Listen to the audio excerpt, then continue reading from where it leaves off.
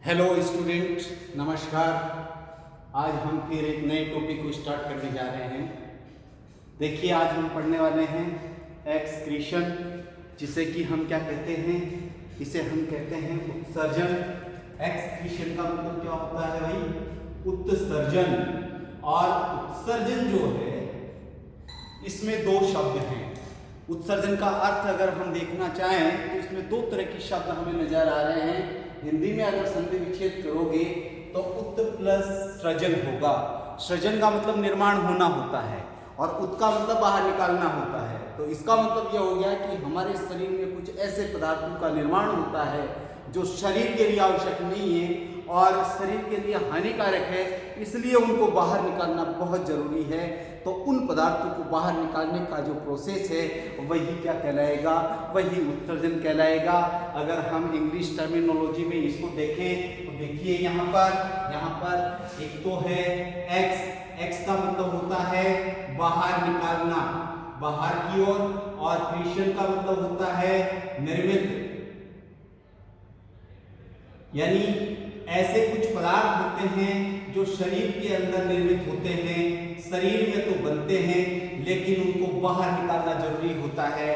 तो उन पदार्थों के बाहर निकालने की प्रोसेस को ही हम क्या कहते हैं? उत्सर्जन कहते हैं। लेकिन यहाँ पर हमें एक चीज विशेष ध्यान रखने की है कि वो कौन से पदार्थ हैं जिसे हम एक्सक्रीशन की श्रेणी में रखें या उत्सर्जन की श्रेणी में रखें। तो उन पदार्थों को अगर हम अपर क्लास लेवल पर देखें तो फिर उनको दिखाने के लिए, समझने के लिए और समझाने के लिए जरूरी हो जाता है उत्सर्जन की सही डेफिनेशन।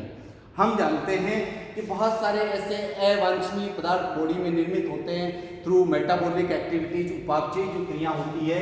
तो आप देखिए, एक मानव जो है या कोई भी प्राणी है, उसका शरीर जो है जिंदा रहने के लिए बाहर से क्या लेता है भाई? भोजन लेता है। क्या लेता है? भोजन लेता है।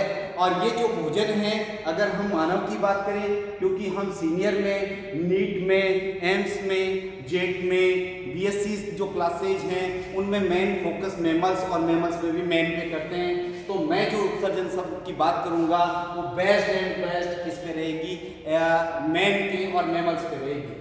शरीर को जिंदा रखने के लिए हम भोजन करते हैं और भोजन में आप जानते हैं कई प्रकार के पदार्थ एक संतुलित भोजन में आप लेते हैं। जैसे कि आप कार्बोहाइड्रेट, जो कि मुख्य एनर्जी सोर्स है आपका, कार्बोहाइड्रेट लेते हो, और कार्बोहाइड्रेट के बाद में आप उसके साथ में लिपिड लेते हो जिसे कि आप वसा कहते हैं, और तीसरे नंबर पे हम कह सकते हैं क्या? प्रोटीन लेते हैं। तो इस तरह से हम ये लेते हैं। इसके साथ में जल, विटामिन वगैरह आप संतुलित भोजन जानते हैं। ये जैसे ही बॉडी के अंदर जाएगा तो इन सब का क्या होगा भाई? पाचन होगा। और ये जो पाचन होगा तो इससे अंततः क्या बनने वाला है? तो इससे अंततः बनने वाली संरचना को अगर हम देखें तो कार्बोहाइड्रेट दो चीज बनाएगा, CO2 और जल बनाएगा। भाई क्या बनाएगा? CO2 और जल बनाएगा। और इसका भी जो पाचन अंततः हो जाएगा तो क्या बनेगा? CO2 और जल ही बनेगा। लेकिन प्रोटीन में देखिए आप, इन जो वाटर कंटेंट और आपका जो CO2 कंटेंट है, इनके साथ साथ में कुछ और पदार्थ भी बनेंगे। CO2 और जल तो बनना ही है, लेकिन इसके साथ में देखिए और क्या बनने वाला है? इसके साथ में अमोनिया बनने वाली है, इसके साथ में यूरिया बनने वाला है। इसके मेटाबॉलिज्म से इससे ही यूरिक एसिड बनने वाला है, यूरिक एसिड। इसी के साथ क्रिएटिनिन और क्रिएटिन फॉस्फेट, आर्जिनिन, ग्वानिन, ये सारी चीजें ये बनने वाली है। तो हमने देखा कि ये जो भोजन का उपापचयी क्रियाओं के दौरान जब पचना होता है तो अंततः बहुत सारे वेस्ट प्रोडक्ट बनते हैं जो कि बॉडी के लिए कोई जरूरी नहीं है। यहाँ देखिए, CO2 को जनरली हम बाहर फेंक देते हैं, किसके थ्रू? लंग्स के थ्रू। और जो वाटर है बहुत सारी मेटाबॉलिक एक्टिविटीज में यूज हो जाता है, बाकी कुछ पसीने के रूप में, वाष्प के रूप में, मल के साथ में बाहर निकाल दिया जाता है। लेकिन मेन जो समस्या है वो ammonia, urea, uric acid, and जो प्रोटीन मेटाबॉलिज्म के थ्रू बनने वाले कंटेंट है उनको बाहर फेंकना जरूरी होता है। तो अपर लेवल की क्लासेज पे हम मुख्य रूप से ये कहते हैं कि जो डेफिनेशन एक्सक्रीशन की आएगी वो क्या आएगी, वो आएगी नाइट्रोजिनस वेस्ट प्रोडक्ट का रिमूवल, नाइट्रोजिनस वेस्ट प्रोडक्ट का बॉडी से रिमूवल जो होता है उसे ही हम क्या कहते हैं, उसे ही हम कहते हैं उत्सर्जन।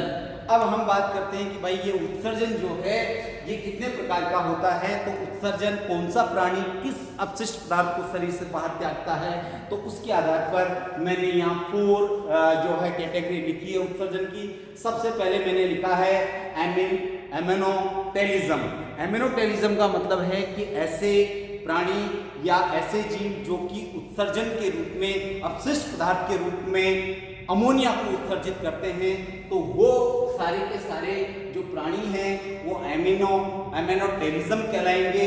और ये जो कैटेगरी होगी वो एमेनोटेलिज्म वाली कैटेगरी होगी। तो यहाँ मैंने लिखा है कि अमोनिया के रूप में उत्सर्जित पदार्थों का उत्सर्जन। लेकिन यहाँ पर एक चीज आपको ध्यान में रखनी चाहिए कि जो अमोनिया है ये बहुत ही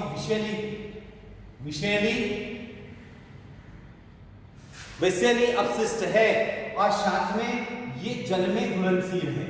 जल में क्या है भाई, घुलनशील है और इसे कभी भी बॉडी के अंदर संग्रहित नहीं किया जा सकता। क्यों? क्योंकि ये जहरीली है और जहरीली है इस वजह से इसको हम बॉडी में क्या नहीं कर सकते, संग्रहित नहीं कर सकते। तो अमोनिया एक विषैली प्रोडक्ट है जो कि प्रोटीन मेटाबॉलिज्म से तैयार होगा, जल में घुलनशील है और इसको त्यागने के लिए जल की आवश्यकता होती है। इसके लिए क्या होती है, जल की आवश्यकता होती है। और जो जल की आवश्यकता है उसको हम कैसे निकालें, 1 ग्राम अमोनिया को उत्सर्जन करने के लिए लगभग आधा लीटर पानी की जरूरत होती है। और आप समझ सकते हैं कि एक जीरोफाइट मरुस्थल में रहने वाला या स्थल पे रहने वाला प्राणी तो वाटर को कंजर्व करता है। तो ये जो कंडीशन है यानी पानी की भरपूर उपलब्धता, तो ये किसके अंदर मिलने वाली है, ये मिलने वाली है जलीय प्राणियों में। तो हम ये कह सकते हैं ये एक तरह का जलीय अनुकूलन है। जलीय अनुकूलन क्या है भाई, जलीय अनुकूलन अर्थात एक्वाटिक जो एनिमल्स होते हैं जो पानी में रहने वाले हैं, जिनके चारों ओर और बॉडी में पानी की कोई कमी नहीं है, वो अमोनिया के रूप में उत्सर्जन करते हैं और उसी प्रोसेस को हम एमेनोटेलिज्म कहते हैं। और ये जो एनिमल्स है इनका एग्जांपल देखिए तो ज्यादातर जो प्रोटोजोआ है, पोरिफेरा है, सिलेंट्रेट्स है, मोलस्क में ऑक्टोपस है, रेप्टाइल्स में मैंने सिर्फ एक एग्जांपल लिखा है क्रोकोडाइल्स और फ्रेश वाटर फिशेज यानी स्वच्छ जल वाली मछलियां, यानी जो अलवणीय जल में रहने वाली मछलियां हैं, जलीय जो मछलियां हैं वो सारी की सारी कैसी होती हैं, वो सारी की सारी अमोनिया का उत्सर्जन करती है। उसके बाद में हम देखते हैं यूरियोटेलिज्म। अब देखिए मेटेलिज्म का मतलब तो उत्सर्जन है, तो यूरिया शब्द अलग निकल गया, तो हम ये कह सकते हैं कि ये अमोनिया के रूप में अपने वेस्ट प्रोडक्ट को बाहर नहीं निकाल सकती। तो फिर ये क्या करेगी, ये इसको किसी कम विषैले पदार्थ में कन्वर्ट करेगी। तो ऐसे प्राणी जो कि क्या करेंगे, वो करेंगे अमोनिया को, ये क्या करते हैं, अमोनिया तो बनती है लेकिन इसको यूरिया में कन्वर्ट कर देते हैं, यूरिया में कन्वर्ट कर देते हैं या मैं कहूं यूरिया में बदल देते हैं। और ये किसके थ्रू बदलेंगे, ये जो प्रोसेस होता है वो आप सबने पढ़ा है ऑर्निथीन चक्र, जो कि चलेगा किसमें, लीवर में। और जो ऑर्निथीन साइकिल है इसको कंप्लीट स्टडी हम इस लेसन के अगले वीडियोस में करेंगे। तो ये ऐसे प्राणी हैं जिनके पास पानी को कंजर्व करना है, इसलिए वो अमोनिया के रूप में आधा लीटर 1 ग्राम को एक्सक्रीट करने के लिए बाहर या नहीं फेंक सकते वाटर को, इसलिए उन्होंने उसको कम विषैले पदार्थ में कन्वर्ट कर लिया है जिसे कि यूरिया कहते हैं। तो ये जो यूरिया है वो कम विषैला है। किससे ये कम विषैला है, किससे कम विषैला है भाई, अमोनिया से। और अमोनिया से कम विषैला है तो हम ये कह सकते हैं कि ये कितना गुना, लगभग 1 लाख गुना लगभग 1 लाख गुना कम विषैला है देन द अमोनिया, और इसको उत्सर्जित करने के लिए पानी की कम आवश्यकता होती है, और वो कितनी होती है, 1 ग्राम को यूरिया को बाहर निकालना है तो ओनली 50 ml वाटर चाहिए। तो यूरिया कम विषैला है, पानी में कम घुलनशील है, आसानी से क्या इसको त्यागा जा सकता है, लेकिन इसको त्यागने के लिए इसको कन्वर्ट करना पड़ेगा यूरिया में, और ये काम करेगा आपका लीवर में ऑर्निथिन साइकिल। अब ये इसके एग्जाम्पल देखिए तो जो लवणीय मछलियां हैं जो समुद्री जल में रहती है, जो खारे पानी में रहती है, वो सारी मछलियां हैं। और जो एम्फीबियंस हैं, देखिए मैं यहाँ पर एक चीज जरूर कहूँगा कि जैसे मेंढक का हम उदाहरण देते हैं, तो मेंढक का एक टेडपोल रहता है जो पानी में ही तैरता रहता है, तो वहाँ तो उसके पास पानी की कमी नहीं है, तो वो वहाँ अमोनिया का उत्सर्जन करने वाला प्राणी होगा। लेकिन जैसे ही वो एडल्ट फॉर्म में आएगा वो लैंड पे भी आ जाता है, तो स्थल के लिए भी अनुकूलित हो जाता है। तो ऐसी कंडीशन में वो यूरिया का उत्सर्जन करेगा। तो जितने भी एडल्ट स्थलीय एम्फीबिया है, यानी जल और थल पे निवास करने वाली प्राणी हैं, कुछ एनालिड्स हैं, और मैमल्स में देखें तो मैन, रैबिट, बहुत सारे एग्जाम्पल है। तो ये सारे के सारे यूरियोटैलिक प्राणी कहलाते हैं, और ये प्रोसेस यूरियोटैलिज्म कहलाता है। इसके बाद में यूरिकोटैलिज्म, यूरिको शब्द से आप निकालिए यूरिक अम्ल, इससे क्या निकालना है, यूरिक एसिड या यूरिक अम्ल, अर्थात ऐसे प्राणी जो यूरिक एसिड के रूप में उत्सर्जन करते हैं। तो ये कहां से आया, ये भाई ये जो यूरिया था और जो आपका अमोनिया था, उसी के डिग्रेडेशन से या प्रोटीन के मेटाबॉलिज्म से ही आया है। और ये किसमें मिलेगा, यानी ये ऐसी कंडीशन से कि यूरिक एसिड जो है वो एक तो विषैला नहीं होता, कम विषैला है, विषैला नहीं है, और इसे बॉडी के अंदर संग्रहित किया जा सकता है, इसका संग्रह किया जा सकता है। और संग्रह किया जा सकता है, इसका मतलब आप समझ सकते हो कि इसको लंबे समय तक बॉडी में रखा जा सकता है, जबकि औरों में हम ऐसा नहीं कर सकते।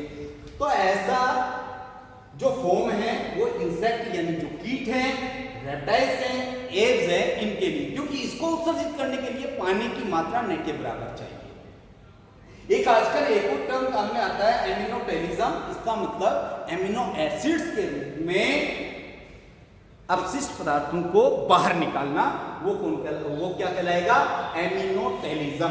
और ये जो एमिनो एसिड्स हैं, इसका उत्सर्जन अगर हम देखना चाहें तो हम मोलस्क का एक एग्जांपल ले सकते हैं, यूनिया, और ऐसे ही हम एक एग्जांपल ले सकते हैं एस्ट्रेलियास, स्टारफिश, काइनोडोमिटा का जो सदस्य है।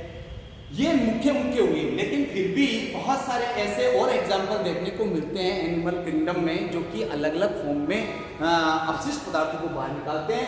मैंने अदर नाइट्रोजन बेस्ड प्रोडक्ट को बाहर निकालने वाले जो प्रोडक्ट है और किसमें वो मिलेगा, वो भी मैंने यहाँ दिखाने का प्रयास किया है। तो देखिए, मैंने सबसे पहले लिखा है हाइपोजेंथीन। क्या लिखा है भाई, हाइपोजेंथीन। और ये जो हाइपोजेंथीन है, ये क्या है, ये है प्यूरिन मेटाबॉलिज्म, प्यूरिन उपापचय से बनने वाला पदार्थ है। और प्यूरिन उपापचय से हाइपोजेंथीन ये किसके फीकल मैटर में मिलेगा या किसमें उत्सर्जन मिलेगा, ये पीजन में मिलेगा। इसी तरह से क्रिएटिनिन और क्रिएटिन, ये भी प्रोटीन मेटाबॉलिज्म से बनने वाले हैं। और ये जो बनते हैं तो ये इनको देखें तो किसमें मिलेंगे, एक तो जो प्रेग्नेंट वुमेन है, गर्भवती जो महिला है, उनमें एक जो मिल्क फीडर होती है या दूध पिलाने वाली महिला, दूध पिलाने वाली महिला, या मैं कहूँ एक नई प्रसूता वाली महिला में ये देखने को मिल सकता है उसके यूरिन में। एक जो नवजात है, जो बच्चा है, उसके यूरिन में, तो ये वहां मिलेगा। एक है हिप्यूरिक एसिड्स। हिप्यूरिक एसिड्स जो है ये मिलता है स्तनी मूत्र में, जो स्तनधारियों का मूत्र है उसमें ये देखने को मिलता है। एक है एलेंटोइक एसिड, ये टीलियोस स्पीसीज में मिलता है। ग्वानिन की बात करें तो ये यूरिन मेटाबॉलिज्म का जो है एक सब्सटेंसेज है, इसको बाहर निकालने का काम स्पाइडर में होता है, जो कि एक टिपिकल एग्जांपल है। और एक मैंने लिखा है एलेंटाइनिन, ये भी यूरिन मेटाबॉलिज्म का ही एक वेस्ट प्रोडक्ट है, जो कि डॉग के यूरिन में मिलता है। किसके यूरिन में मिलता है भाई, डॉग्स के यूरिन में मिलता है। तो इस तरह से आज हमने देखा, क्या इस तरह से आज हमने देखा क्या एक्सक्रीशन होता है और एक्सक्रीशन के आधार पर कितने प्रकार के प्राणी होते हैं। तो अगले वीडियो में हम एक्सक्रीटरी ऑर्गन के बारे में चर्चा करेंगे। Thank you for watching.